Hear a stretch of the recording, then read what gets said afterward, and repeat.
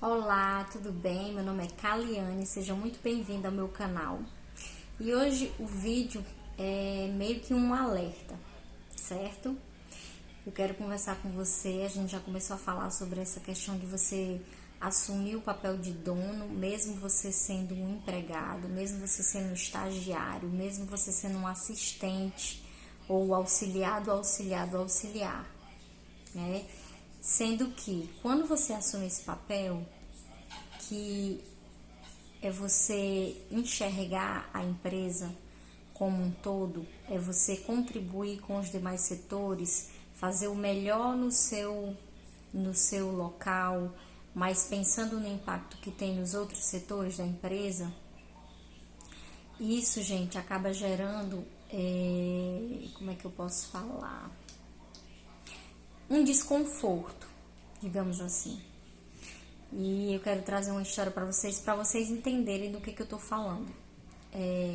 Teve um momento da minha carreira que eu queria muito associar o que eu estava aprendendo na faculdade, no meio acadêmico, com a parte prática, né? E aí eu sempre gostei muito de número, de gráfico, e eu tentei trazer isso para a empresa. E quando eu trouxe essa ideia, quando eu falei no meu setor, teve uma reação de algumas pessoas negativa e de algumas pessoas positiva. Na época, eu era muito inocente, né? Mas eu não conseguia enxergar o lado humano daquela reação. Porque a gente tem uma reação automática, né? A gente tem um mecanismo de defesa automático no nosso cérebro. Então, naquele momento, aquela pessoa que teve aquela reação negativa, na verdade, ela estava querendo se proteger. Quando eu falei da ideia, quando eu falei do que eu iria propor para o meu gestor, a pessoa disse: "Não, Kaliane, não acho interessante você fazer isso, porque assim a pessoa vai achar que todo mundo tem tempo de fazer isso, vai querer exigir da gente a mesma coisa." Ou seja, ela estava se defendendo, né? Porque ia mexer de alguma forma na cabeça dela, aquilo ia trazer um impacto negativo para a zona de conforto dela, que não deixa de ser verdade, né, gente? Mas, assim, naquele momento eu não tive essa percepção, apesar de ouvir isso, ouvir outras coisas de outras pessoas. E o que eu usei, gente, para me direcionar? Eu usei os valores que eu acreditava, né? O impacto que eu achei que traria para a empresa. Então, quando você tiver nessa posição e que tiver uma pessoa que vai tentar te bloquear porque ela acha que aquilo vai gerar um desconforto para o setor dela, você tem que se fazer algumas perguntas. Primeira pergunta: essa atitude, ela vai levar a empresa a crescer ou a retroagir? Qual que vai ser o impacto disso? Outra pergunta: essa sua atitude vai prejudicar alguém ou não? Quando eu falo prejudicar, eu tô falando em ser algo ruim. Tipo assim, eu quero ser gerente, então eu vou fazer com que o gerente que está no cargo hoje seja demitido para eu poder assumir o cargo dele. Isso é uma coisa negativa, certo? Isso é uma coisa que vai contra os meus princípios. Então, é isso que você tem que avaliar.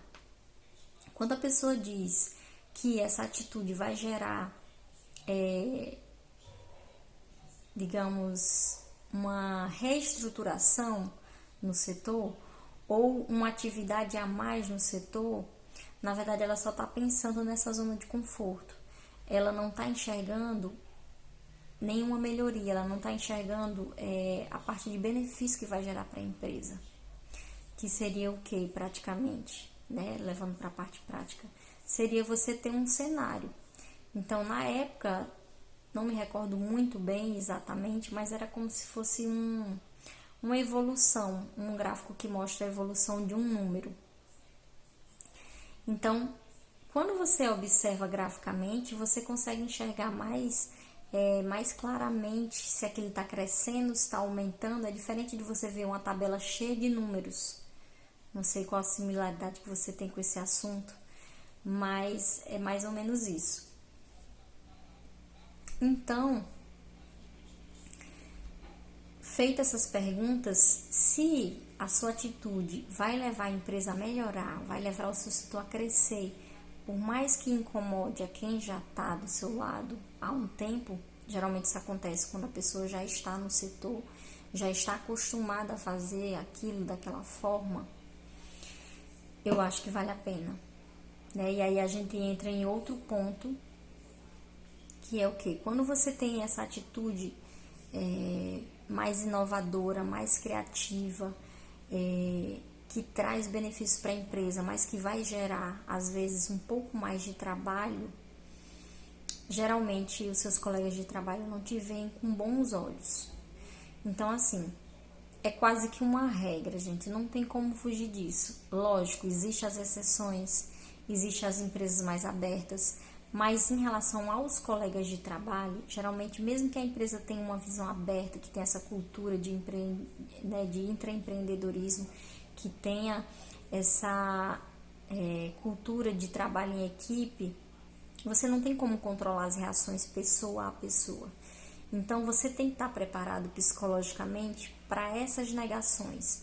Você tem que estar preocupado psicologicamente para confrontar. Não estou falando que você vai colocar a sua ideia a pulso, à força. Não. Eu estou falando que você tem que estar preparado. Porque se você quiser ir à frente, você vai ter que ir em desencontro, né? Na verdade, entrar em conflito com essas opiniões, essas crenças, essas mentalidades, né? De que não querem sair da caixa, que querem continuar fazendo aquela mesma coisa, naquele mesmo formato, do mesmo jeito. Então, se você não está preparado psicologicamente, provavelmente você vai desistir. Por quê? Porque você não vai querer ter esse desgaste, né?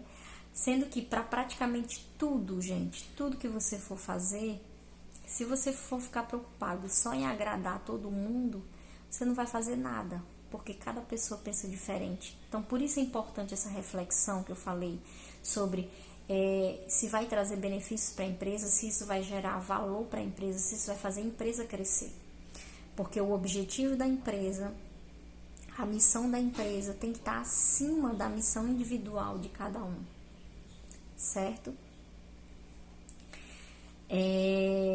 Eu espero que eu tenha contribuído, eu espero que você tenha aprendido e pode ser que tenha alguém achando que a gente está falando muito sobre a parte de comportamento, de atitude.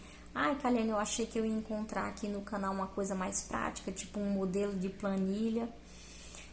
Eu quero trazer isso sim para vocês, inclusive eu tô abri essa possibilidade de abrir um grupo para a gente compartilhar isso, controles, planilhas, checklists, coisas práticas, ferramentas, sendo que, por que eu falo tanto em comportamento? Por que eu falo tanto como eu era e como eu sou hoje? Por que eu falo tanto no que eu errei, para que você não erre? Escutei uma frase muito boa hoje que resume muito bem isso.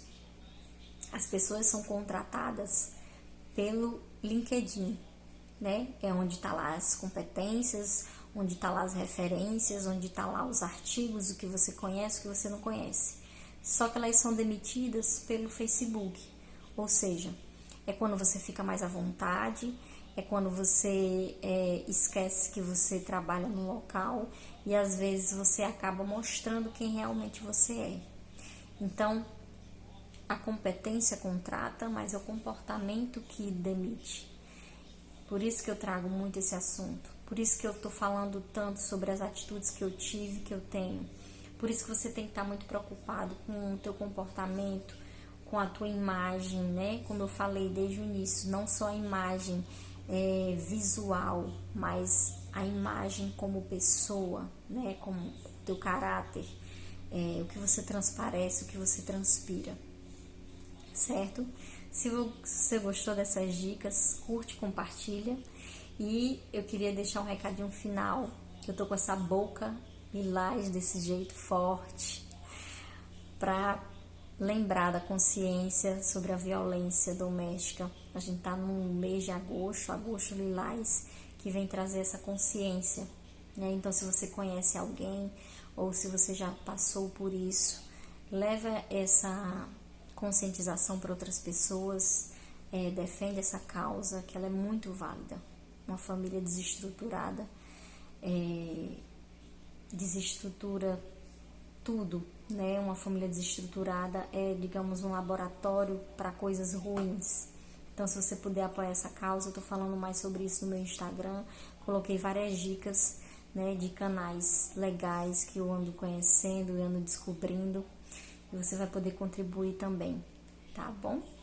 Um abraço e até a próxima.